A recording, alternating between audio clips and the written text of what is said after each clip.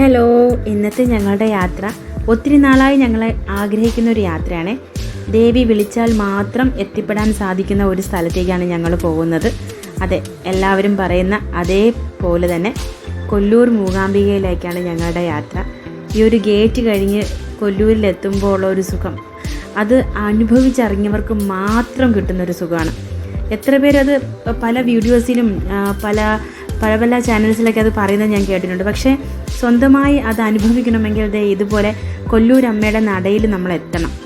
ഞങ്ങൾ എത്തിയപ്പോൾ കണ്ട കാഴ്ചയാണ് ദേവിയെ പുറത്ത് എഴുന്നള്ളിക്കുന്നത്. 3 രഥത്തിലും ദേവി എഴുന്നള്ളിക്കുന്നത് അത് വളരെ മനോഹരമായിട്ട് തന്നെ ഞങ്ങൾക്ക് കാണാൻ പറ്റി. ഞങ്ങൾ തൊഴാനായിട്ട് ക്യൂ നിന്നപ്പോഴാണ്.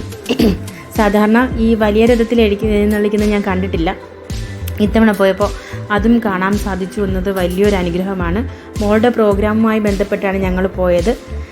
ഞങ്ങളുടെ പ്രോഗ്രാമിൻ്റെ സമയം പെട്ടെന്നായിരുന്നു മാറ്റിയത്. 4 മണി എന്നുള്ളത് 2 മണിക്കാക്കി.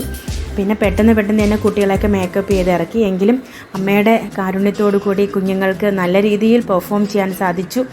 വേദിയിൽ പെർഫോം ചെയ്ത ശേഷം അമ്മയുടെ തിരുനടയിലെ സരസ്വതി മണ്ഡപത്തിലും കുഞ്ഞുങ്ങൾക്ക് ചുവട് വയ്ക്കാൻ സാധിച്ചു. ഓരോ ബാച്ചിലെ കുട്ടികളായിട്ട് വളരെ നല്ല രീതിയിൽ തന്നെ ചുവട് വെച്ചു. അതിനുശേഷം ഞങ്ങൾ ആദ്യമായിട്ടാണ് ഞാൻ പോകുന്നത് വനദുർഗാദേവി ക്ഷേത്രത്തിൽ. ഇതുവരെ 5ാമത്തെ തവണ പോകുന്നുവെങ്കിലും ഞാൻ ഇന്നേ വരെ വനദുർഗാദേവി ക്ഷേത്രത്തിൽ പോകാൻ സാധിച്ചില്ല. പ്രോഗ്രാം 2 മണിക്ക് വെച്ചപ്പോൾ തന്നെ 4 മണിക്ക് തന്നെ പ്രോഗ്രാം കഴിഞ്ഞു. അതുകൊണ്ട് എനിക്കിവിടെ പോകാൻ സാധിച്ചു. ശേഷം വീണ്ടും ഞങ്ങൾ കൊല്ലൂരിലെത്തി. നെയ്വിളക്ക് കത്തിക്കണമെന്നൊരു നേർച്ചയുണ്ടായിരുന്നു. നെയ്വിളക്ക് കത്തിച്ചു. എന്ത് ഭംഗിയാലെ വിളക്കുകളിങ്ങനെ കത്തിയിരിക്കുന്നത് കാണാൻ. പോരാങ്ങിട്ടോ ദീപാരാധന. ആദ്യമായിട്ടാണ് ഞാൻ കൊല്ലൂരമ്മയുടെ ദീപാരാധന തൊഴുന്നത്.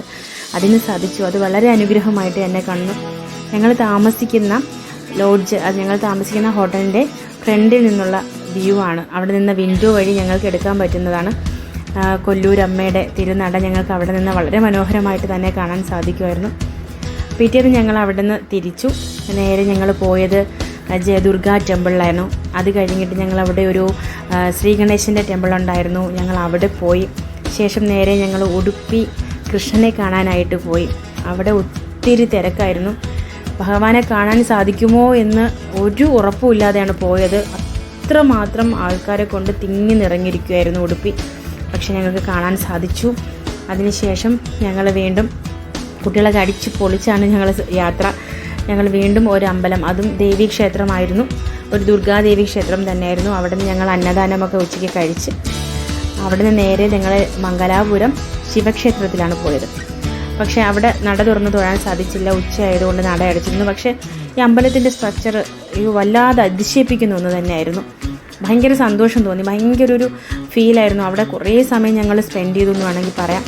അത് കഴിഞ്ഞ് കൊല്ലൂരമ്മയോട് യാത്ര പറഞ്ഞ് വീണ്ടും അമ്മയെ ഞങ്ങളെ അവിടെ എത്താൻ അനുവദിക്കണേ എന്ന പ്രാർത്ഥനയോടുകൂടി മനസ്സിൽ അമ്മയെ കണ്ടതിൻ്റെ സന്തോഷവും എന്നാൽ ഞങ്ങൾ അവിടെ നിന്ന് വിട്ടു പോകുന്നതിൻ്റെ ദുഃഖവും ഒക്കെ ആയിട്ടൊരു ഫീലോടുകൂടി ഞങ്ങൾ തിരിച്ച് യാത്രയായി.